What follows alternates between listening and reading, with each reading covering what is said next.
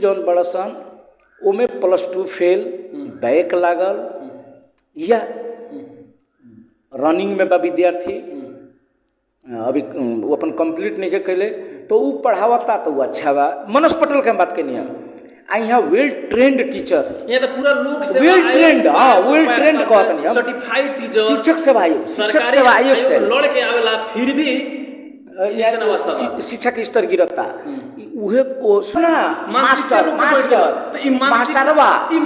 मानसिकता रुआ कहता नहीं मास्टरवा त अन्य अन्य बात मानसिकता के खत्म करे के खातिर 3 तो के सरकार भइले पर आज शिक्षा के अवस्था इतना गिरल अवस्था काहे रहल बा सर? हम का अनुभव में जानी सन जैसे शिक्षा के संबंध में बातचीत करे के खातिर तो बहुत ऐसा टीचर लोग बात भड़क जाला, बहुत ऐसा टीचर जी लोग कहला अनुमति पत्र लेके आवो, बहुत ऐसा टीचर जी लोग लागेला कहे जे केकरा से पूछ के ला केकरा से तो एंग तो जाके हमनी के तो मीडिया कर्मी जाके चेक जांच तो कर सकता है। अगर चेक जांच करता नहीं सन, अगर जहां पर त्रुटि सबसे ज्यादा स्कूले पर ही राजनीति होके के कारण गुड ये बहुत बड़ा भेग चीज बा। हुआ जौन पुष्ट में बानी जौन रुआ के जिम्मेवारी मिलल बा एकरा के निर्वाह करे के खातिर परिवर्तन शिक्षा में लावे के खातिर अब राउर जिम्मेवारी का होके के चाहिए सर? नमस्कार। अभी के जौन समय रहल बाटे इस समय में देखल जाऊँ तो बैसाख चल रहल बाटे और बैसाख के महीना में सब केहू अपना अपना बच्चा के स्कूल में नाम लिखावेला और दिन प्रतिदिन देखल जाऊँ तो सरकारी स्थल के जौन स्कूल सब रहल बाटे दिन प्रतिदिन दयनीय अवस्था हो रहल बाटे, दिन प्रतिदिन उ डूब रहल बाटे। और एकरा साथ साथ जितना भी इंग्लिश मीडियम के स्कूल सब रहल बाटे जौन बोर्डिंग लेवल के प्राइवेट स्कूल सब रहल बाटे सन ये दिन प्रतिदिन हाई लेवल में जा रहल बाटे। आखिर एकर कारण का हो सकताटे? आज हमनी के साथ में जे रहल बानी उ चेहरा रुआ नया नया नहीं खे, ये जान पहचानल चेहरा रहल बाटे। हमनी के साथ में रहल बानी नेपाल शिक्षक संघ के अध्यक्ष रहल बानी वीरगंज महानगर पालिका के रवि चौरसिया सर। आज हमनी से आए कि देखल जाओ महानगर पालिका में भी शिक्षा के अवस्था पूरा कछुआ के ताल में चल रहल बाटे, लेकिन यहाँ के सर्वसहमति से शिक्षक महासंघ जो रहल बाटे यहाँ के चयन कर चुकल बाटे और 1.5 महीना लगभग यहाँ के अध्यक्ष बनला हो चुकल बाटे। और शिक्षा में परिवर्तन कैसे यहाँ के कर रहल बानी और 1.5 महीना में का कहनी और आवे वाला दिन में इस शिक्षा के अवस्था की न कर रहल बानी हमनी के जाने के प्रयास रही। सर स्वागत में अपने के धन्यवाद सर। हाल खबर सुनाई ना के एकदम बढ़िया है, एकदम हाल खबर बहुत बढ़िया बा, लेकिन अपने की लगाए जितना शिक्षक लोग रहल बाटे उ लोग के हाल खबर तनका बताई ना। अभी शिक्षक के बात कैले आ शिक्षा पद्धति के बात कैले जी जी, तो जब से ही संघीयता आयल हमनी के देश में जी जी 2072 के संविधान जी जी जारी भइल ओकरा बाद के शिक्षा के अवस्था हम देश भर के तो ना कह सकम। अभी महानगर पालिका वीरगंज महानगर पालिका के हम बताएं जी जी, और उनमें भी खास करके जब स्थानीय स्तर में शिक्षा के संचालन करे के व्यवस्थापन करे के अधिकार दिलक वो चीज के शायद जनप्रतिनिधि जी लोग ना बुझे सकनी कि कौन कारण राम जाने। तो बात हो रहा जाओ मुन्ना बाबू बात हो रहा तो मजा वाला का तो टीचर बात से स्वतंत्र होला आ स्वस्थ माइंड से जब विद्यालय में जाई तो स्वस्थ रूप से अपन शिक्षा प्रदान करी। शिक्षण सिखाई जौन बा स्वतंत्र रूप से होके चाहिए। शिक्षक अपने आप में एगो मर्यादित पेशा है, मर्यादित पेशा है सर, लेकिन फिर भी रुआ लोग कहता नहीं कि कहीं ना कहीं स्वच्छ मन से जाए तो क्या स्वच्छ मन से स्वस्थ मन कहनी स्वस्थ मन से कहे स्वस्थ का बढ़ले बानी स्वस्थ। हाँ उहे तो बताते रहे तनी बीच में क्रॉस कर देने एमे का बा। हम का कहनी शुरू में कि का बोलला कि स्थानीय आईन में अभी संघीय आईन जारी नहीं के भइल। जी जी, जब 72 के संविधान जारी भइल तो कुछ अधिकार स्थानीय के दलक 3 तरह के सरकार बा जी जी, स्थानीय प्रादेशिक संघीय। तो मुन्ना बाबू में का देखत नहीं संघीय शिक्षा संबंधी और के तन के सरकार के विषय भी ना भइल टीचर हैं हम तो संघीय अभी आईन तैयारी नहीं कैले, लेकिन स्थानीय अपन अपन आईन तैयारी कर लक। हाँ ओमे एगो चीज का दिले बा जरूर कि मावी तो तकले स्थानीय सरकार के काम का बा कि विद्यालय के पूर्ण रूप से संचालन करे के विद्यालय के व्यवस्थापन कर देवे के बाकी नियमावली बनावे का अधिकार दिले बा, लेकिन कौना आधार से दिले बा तो संघीय आइन से न बाझिने गरी। लेकिन प्राय जो सो का देखल रहता पहाड़ में बहुत कम देखल रहता। जी जी। हमनी के मध्य प्रदेश में 2-3 गो जिला में हम देखा तनी जी जी कि संघीय सरकार जौन बा जी जी पूर्व मेयर हमनी के विजय सरावगी जी के टाइम से देखल न जा। जी जी। एगो बड़का भारी भूचालो आई तो टीचर हम शुरू में कहनी टीचर स्वतंत्र होके चाहिए आ स्वतंत्र रूप से जाए के चाहिए, स्वस्थ होके जाए के पड़ी। एज ए टीचर ना, अब हम रेडियो में बानी, हमार पुराने विद्यार्थी चाहे अभी कक्षा कोठा में जौन विद्यार्थी हुए सन जी जी ओकनी से हमार संवाद होला। खाली हमने के सिखावे के काम ना हो, शिक्षण के काम ना हो, जी जी जी। कुछ लेकिन सर एक मिनट सब नानू ई सर जब और बात और ये वीडियो में बहुत कम समय रहला सर, कम समय में हमनी के चाहिए ज्यादा डिबेट करे के। अच्छा तो छोटकरी में बुझी जी। टीचर तराश में जी त्रास में बात, टीचर त्रास में काहे बाटे छोटकरी में बताइए। तो अब तो ओकरे कथे सुनाते जी रहिए। 1 मिनट में बताइए टीचर त्रास में काहे बा। अपने के 3 तरह के सरकार होगा कहता नहीं, प्रदेश सरकार, केंद्र सरकार, स्थानीय सरकार बा। आ सभी जितना भी प्रतिनिधि नेताजी लोग जीतेला तो भाषण पर सबसे पहले कहला कि हम शिक्षा के सुधार। लेकिन फिर भी इतना 3 तरह के सरकार भइले पर आज शिक्षा के अवस्था इतना गिरल अवस्था काहे रहल बा सर? हम का अनुभव अपन बताओ तनी, हम हमर अपन छोटकरी में सब बताइए एकदम व्यक्तिगत अनुभव। चाहे हम शिक्षक संघ बन तो कौन न कौन राजनीतिक दल से आबद्ध संस्था है, राजनीति बानी लगन ओसे शुभेच्छुक संस्था नेपाली कांग्रेस से आबद्ध बा संस्था, ओकर अध्यक्ष भेल बनी। हम दूसर राजनीतिक दल के साथी लोग जनप्रतिनिधि वो लोग हम ना कहे के चाहें, लेकिन हम अपना कांग्रेस के माध्यम से वो लोग के मैसेज तो जरूर पुगा। हमर कथन क्या बा कि रउआ जनप्रतिनिधि बनी तो संचालन करे के जिम्मेवारी न रउआ व्यवस्थापन करे के जिम्मेवारी है। जी जी जी। न कि कांग्रेस के मेयर बन गई तो काल रउआ चुनाव में अब मुन्ने बाबू यदि टीचर हुवन संगठन के यदि हुवन, संगठन कहे के मतलब हो गई कम्युनिस्ट पार्टी के शुभेच्छुक संस्था के नेता। जी जी। अब उनको हमारा चुनाव में हैंग कैले रहे, चलो इनका सरुआ कर, एक झरुआ कर। सबसे ज्यादा स्कूले पर ही राजनीति होके के कारण गुड ये बहुत बड़ा भेग चीज बा। एकरा सब केहू हमनी स्वयं तक कहनी सन कि शिक्षक विद्यालय शिक्षक कहे मतलब विद्यालय राजनीति रहित होके चाहिए। लेकिन सबसे बेसी राजनीति विद्यालय में ही। अपने महानगर पालिका के नेपाल शिक्षक संघ के अध्यक्ष बनल बानी, लेकिन अपने के 1.5 महीना हो गए। 1.5 महीना हमें भी गई रहनी सन। 1.5 महीना में रउआ कितना सुधार लेके आइल बानी? हमनी के शिक्षा का सुधार नहीं करम सन। हमर काम कर्तव्य का है कि बिहान के दिन में हमर शिक्षक हम कह के आइल बानी, हम अधिवेशन में भी कहनी कि रवि चौरसिया ही एगो व्यक्ति हो। हम विद्यार्थी जीवन में रहनी तो शिक्षा के बारे में ना जानते, प्योर विद्यार्थी राजनीति कहनी, स्वच्छ मन से कहनी, अपन जीव जान लगा के कहनी। जब से शिक्षक भईनी आज तक पुराना पत्रकार साथी लोग चिन्हत हुई हमरा के। आ तो हनियो युवा बड़ा जी जी जी बाबू एकरा के मतलब तो हमहु कह दनी माइंड मत करी। हमरा के कोनो पार्टी के कार्यक्रम में ना देखलो विशुद्ध हम शिक्षक बनी।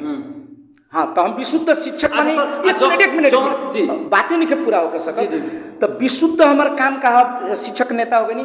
हमार शिक्षक के ऊपर कोनो समस्या आ गई, उस समस्या का समाधान करे खतरा हमरा का अपने के कहाँ जाती नइखे पढ़ावे जात, समय से नइखे जाती स्कूल में, तब ओकरा लगे प्रॉब्लम आई तो ओकरा के रुआ सलटा दे। ना गलत। ओकरा खतरा हमनी के भी एगो संयंत्र बा न जी, हमनी के संयंत्र बा। शिक्षक काहे न जाई, कौना कारण से न जाई वो तो पता लगाओ के पर। लेकिन फिर भी महानगर पालिका के तो रुआ नेपाल शिक्षक के अध्यक्ष बन चुकल बानी। अब महानगर की रुआ जौन पोस्ट में बानी, जौन रुआ के जिम्मेवारी मिलल बा, एकरा के निर्वाह करे के खातिर, परिवर्तन शिक्षा में लावे के खातिर अब राउर जिम्मेवारी का होके के चाहिए सर?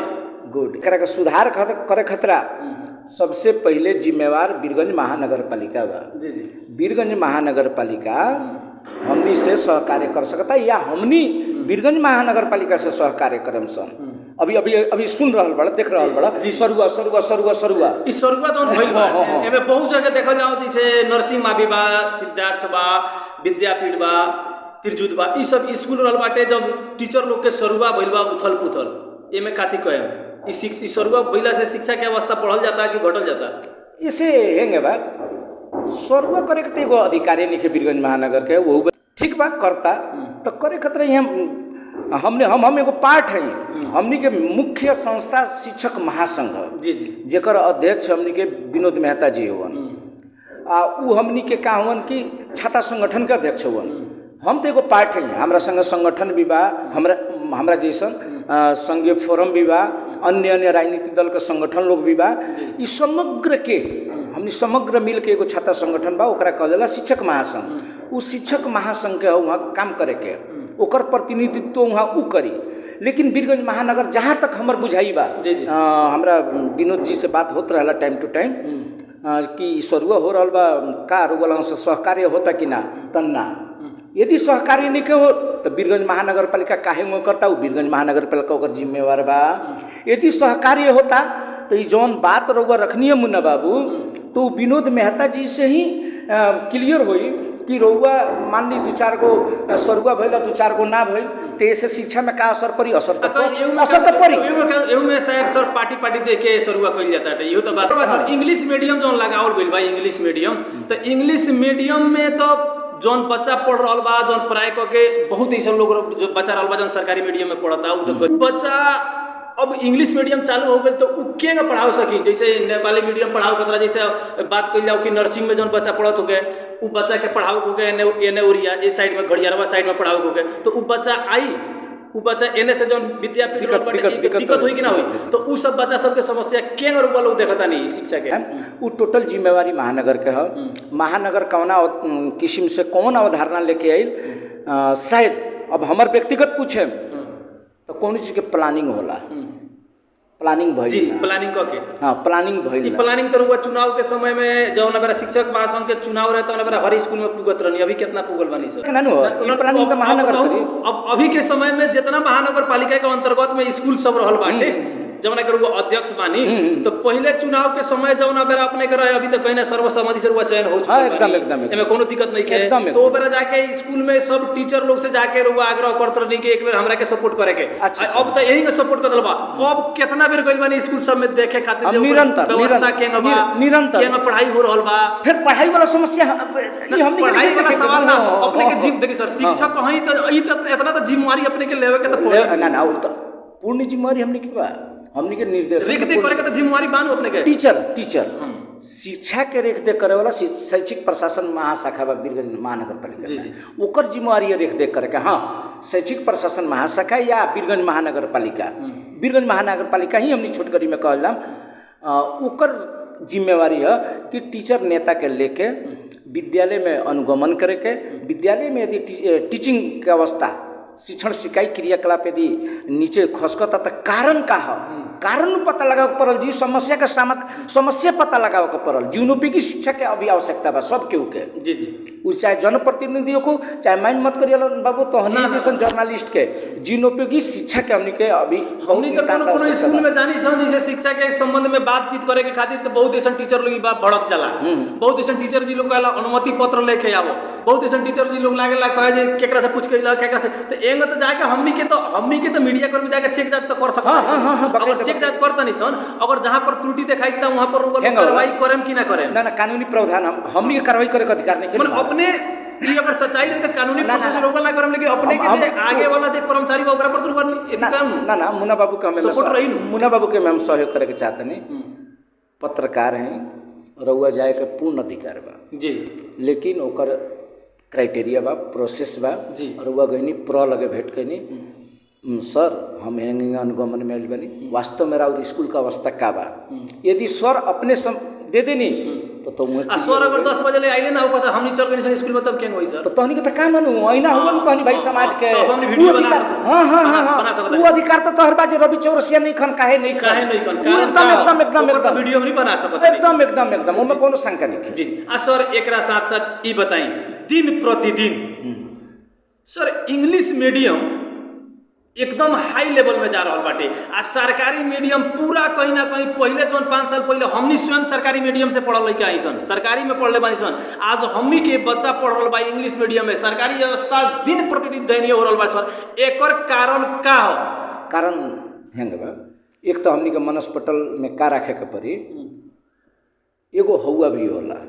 हौवा का कहल जाला जे उदाहरण देती फिर गांव के लोग कोनो गांव के इंडिकेट करम तो खिसिया ना गांव के फलना गांव हेंग हो ना गांव तो के प्रचार indicate करेंगे ना कौन सा? हाँ ना फलना गांव हेंग हो हमने के गांव घर में सुनल जाला ना ये गांव के लोग हेंग है हवा फैल गेल भला वो गांव में एक दुई आदमी होई एक दुई आदमी होई लेकिन पूरा गांव बदनाम रहला ना ठीक ओकरे से हम जोड़े के चाहते नहीं एकरा एगो हमनी के मनोज पटल में का बैठ गेल बा हमनी के सोसाइटी के प्राइवेट संस्थागत स्कूल जौन बड़ा सन ओमे +2 फेल बैक लागल या रनिंग में बा विद्यार्थी अभी वो अपन कंप्लीट नहीं कैले तो वो पढ़ावता तो वो अच्छा बा मनोज पटेल के हम बात करनी है आ यहाँ वेल ट्रेंड टीचर ये तो पूरा लोग से वेल ट्रेंड हाँ वेल ट्रेंड कहत नहीं सर्टिफाइड टीचर शिक्षक सेवा आयोग से लड़ के आवेला फिर भी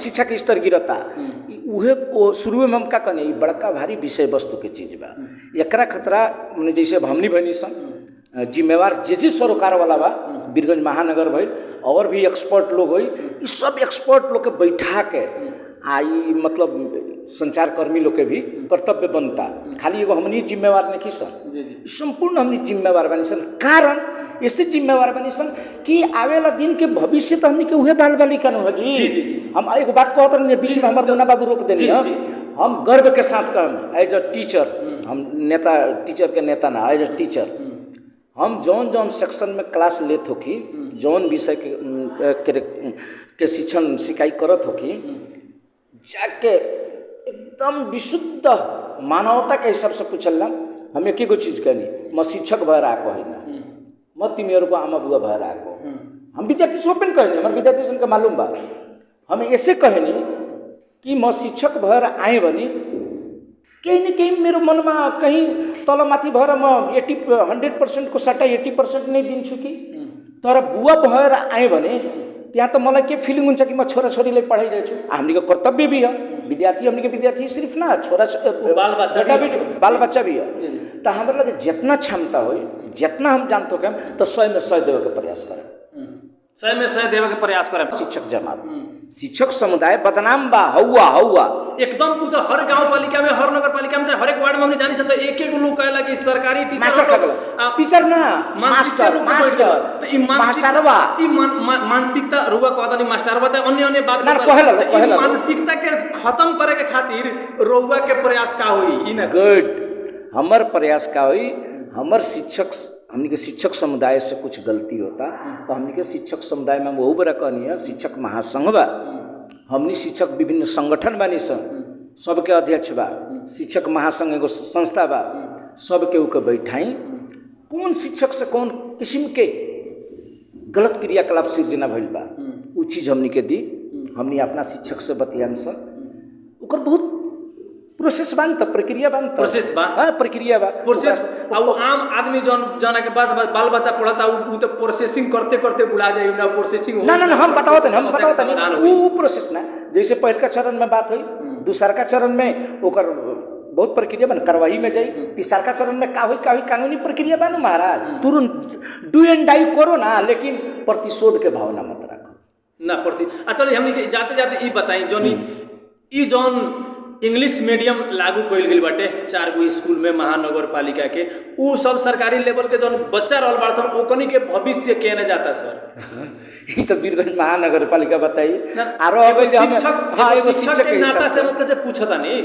ई तनका अन्योल के या भद्रगोल यानी कि मेयर साहब के ई डिसीजन गलत बा हम गलत तो ना कह सके इंग्लिश मीडियम भी लागू होके के चाहिए कि ना चाहिए जो हमरा समुदाय में के ना चाहिए हमारा समुदाय में शिक्षा के विकास हो ये प्रक्रिया जौन पहल जौन बात तो अच्छा है लेकिन हमरा जहाँ तक हमर बुझाई बिना योजना के प्रक्रिया के लागू कइल बा कारण ये अपने लोग के जानकारी नहीं के डायरेक्ट एक बेर बना देवल गइल बा होई केहू के जानकारी होई हमनी शिक्षक जमात के जानकारी अपने के शिक्षक जमात के जानकारी अच्छा चलिए सर ये बताई अब एकरा बाद में महानगर पालिका उदाहरण नेपाल शिक्षक संघ के एगो अध्यक्ष के नाता से उदाहरण एगो दे दिया केजरीवाल दिल्ली में जरूरी नहीं है इंग्लिश मीडियम लगेलक हाँ व्यवस्थापन के टाइट कर दिलक रुआ हाथ में तो व्यवस्था बा टाइट करी ना रुआ महाराज स्कूल में अपन अनुगमन ईमानदारी पूर्वक अपन कर्मचारी के खटाई जो कौन टीचर बदमाशी करता टीचर तो यही तनका डर तरास में जिए वाला व्यक्ति हो उ ना चाहला के सोच रहा है कि हाँ जे तनका नेतृत्व वर्ग में बा बोल वाला अलग चीज़ है,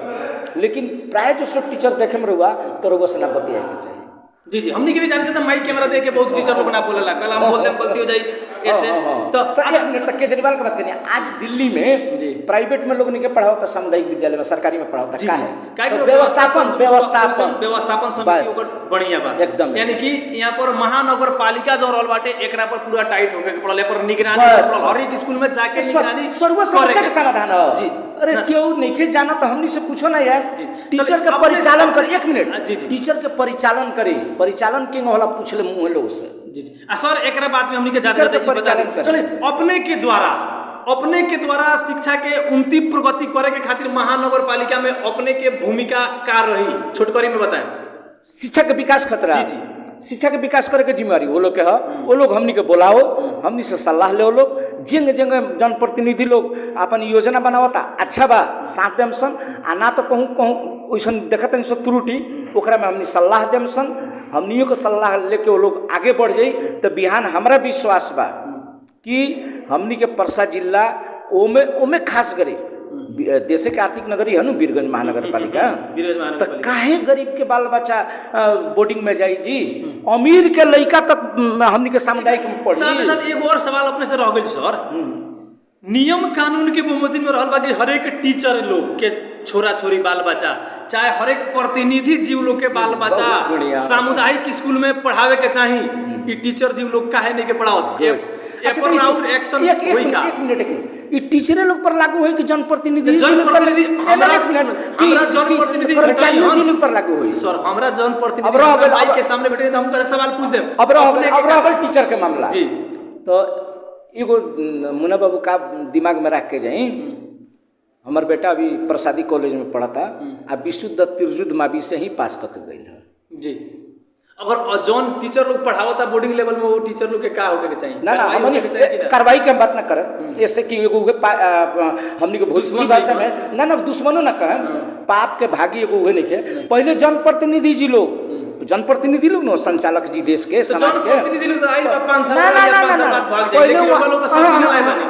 पहले वहाँ लोग अपन बाल बच्चा के रिकॉर्ड दी, आ यदि पढ़ के निकल गल तो बातें हो रहा गई, यदि पढ़े वाला बात वहाँ का भार न करी, जे कार्यकारी लोग बैठल बनो वो लोग अपन बाल बच्चा सामुदायिक में डालो, आ बिहान टीचर नहीं के डालत तो ओकर जिम्मेवारी हम नहीं लेता निसन, जे किस शिक्षक अपन सामुदायिक विद्यालय में बाल बालिका नहीं के डालत।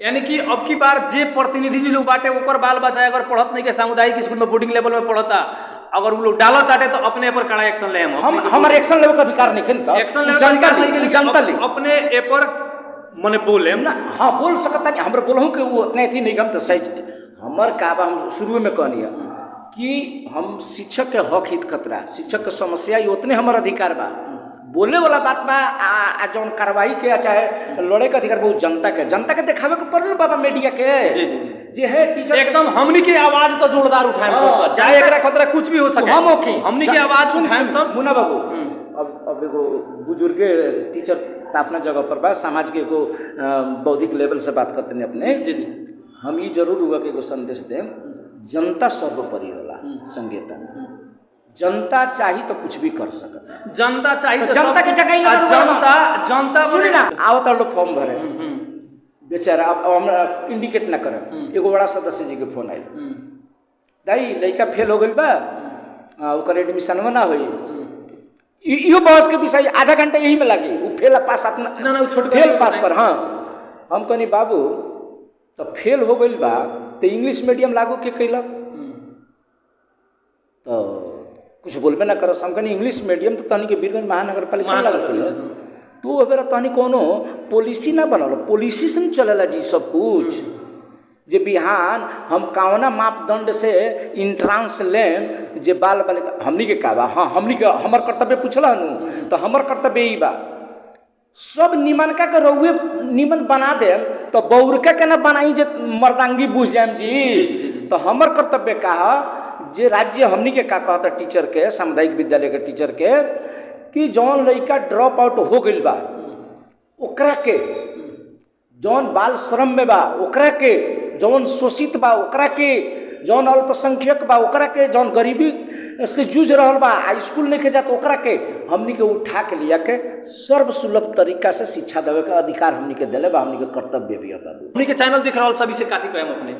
हम तो ये जरूर कहम जे आज हमरा खुशी लागल इससे कि लगभग 23-24 वर्ष के बाद हम सार्वजनिक रूप से आज बैठ के बाबू लोग से बहस करते हैं। हमरा सबसे तो गर्व के चीज उ भइल दूसर का अन्यथा ना लहल जी तो ना हमर अपन एगो मन के बात कि कबो टाइम निकाल के एकदम हम टाइम निकाल के आ एक दू जना एक्सपर्ट लोग आ जिम्मेवार व्यक्ति लोग, हमनी जिम्मेवार बानी सन, जिम्मेवारी से अभी हमनी के बीरगंज महानगर में चाहे मध्य प्रदेश में ही, बीरगंज महानगर के सिर्फ समस्या भाई, मध्य प्रदेश के शिक्षा के अवस्था नाजुक बा जी। बाकी ना हमनी 1000 टीचर है सन, लेकिन बाल बच्चा तो हमारा समुदाय के न हो, हमार भविष्य है नो। ये से एक इस चीज के और गुणस्तरीय बनावे खतरा, सुधार हम ना कहें, गुणस्तरीय बनावे के पड़ल। हम सक्सेस ना कहें, अब हम कामयाबी कहें, जो बाल बालिका कामयाब हो को, सक्सेस तो बहुत सजीलो तरीका से हो जाए, कामयाब बनावे खतरा। 2-4 गो एक्सपर्ट जिम्मेवार व्यक्ति लोग, मीडिया कर्मी, इस सब के बैठ के एक दिन बहस कैलम, खुला बहस, ऐसा वातावरण सृजना करे लगन। आ रेडियो खतरा जब बात कनी हमर मुन्ना बाबू, तो रेडियो के बहुत बहुत धन्यवाद। जे श्रोता ये हमनी के बहस सुनत हुई, हमनी के बीच में कुछ ऐसन कमी कमजोरी आयल हुई तो ओकरा के सुझाव के रूप में हमार मोबाइल नंबर है 9855366111। हम शिक्षक साथी लोग से भी अनुरोध करे के चाहें, पुनः फिर जनप्रतिनिधि साथी एक बार अपन नंबर बताई तो 9855366111 9855366111 अपने शिक्षक रहल बानी या चाहे महानगर पालिका में जहाँ भी शिक्षा के अवस्था देख रहल बानी उस सर के लगे फोन करके जरूर अब पूछें। चलिए सर, हमने के इतना जनता से भी, हम श्रोतागण से, जन समुदाय से भी हम का आग्रह करम, जे रोगलन की रेडियो आवाज़ सुन रहा बा, यदि हमने बहस कैनी है अच्छा चीज़ है, ये सकारात्मक चीज़ है। बहस जब तक ले बहस ना हो तब तक समस्या का समाधान ना हो। बहस होके के चाहिए, सकारात्मक बहस होके के चाहिए। तो हमने दोनों भाई के बीच में जौन एगो बहस भइल, ई बहस में कहूँ से हमारा तरफ से वैसन सुझाव हमरा के देवे ला चीज़ हुई, वो चीज़ के हम अपेक्षा करते हुए टीम के यूनिट के धन्यवाद देते, जन समुदाय में बहुत बहुत धन्यवाद। यहाँ हमने के अंतिम में हमारे को जिज्ञासा अंतिम में ये हमारे पहिलका हम का कहने 24 वर्ष के बाद पहिलका भइला के चलते संपूर्ण शिक्षक शहीद लोग लगायत ज्ञात अज्ञात शहीद लोग में भी हम नमन करे के चाहते हैं। चलिए बहुत धन्यवाद। यहाँ के रहनी हमनी के साथ में नेपाल शिक्षक संघ के अध्यक्ष रहनी बीरगंज महानगर पालिका के रवि चौरसिया सर आज हमनी के साथ में रहनी। बहुत डिबेट भी भइल, यहाँ से बहुत ढेर सारा सवाल भी हमनी कहनी सन। हमनी के वीडियो देख रहा बानी, अपने के जौन भी मन में लागल बाटे तो हमनी के कमेंट रुआ जरूर करके आप बताएं। कैमरा पर्सन श्रीनिवास जी के साथ में हम मुन्ना ठाकुर अभी के खातिर छूटे के चाहें। नमस्कार, प्रणाम अपने सबके, जय हो को। प्लीज मित्र चैनल देख रहा बानी तो प्लीज हमनी के यूट्यूब में तो सब्सक्राइब कर दें, फेसबुक पेज पर देख रहा बानी तो फॉलो जरूर करें। नमस्कार।